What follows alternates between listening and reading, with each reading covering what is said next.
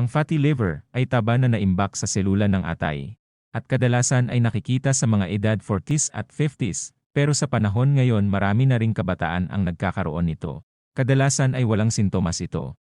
Pero sa ibang pasyente ay lumalaki ang atay, makirot sa kanang bahagi ng tiyan, at madaling mapagod. Ayon sa mga eksperto, maaaring may kaugnayan ang fatty liver sa pagiging mataba, mataas na asukal sa dugo o diabetes. Mataas ang triglyceride at cholesterol. Ang iba pang risk factor ay PCOS o polycystic ovary syndrome, hypothyroid at iba pang sakit. Ngunit maaari nating mapagaling ang sakit na yan sa tamang pagkain at gawain. Narito ang mga ito. Una, kumain ng mga 2 tasang gulay at 2 tasang prutas kada araw. Pangalawa, pwede kumain ng mais, patatas, kamote, ube at kamoteng kahoy. Magbawas sa kaning puti.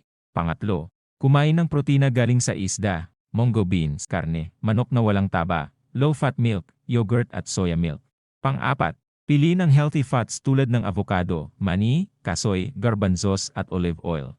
Umiwas sa butter o krema, mayonnaise at masisebo. Pang-5, panatilihin ang tamang timbang at regular na mag-ehersisyo. Pang-6, tubig ang pinakamagandang inumin para sa iyo. Umiwas sa matatamis na inumin at pag-inom ng alak.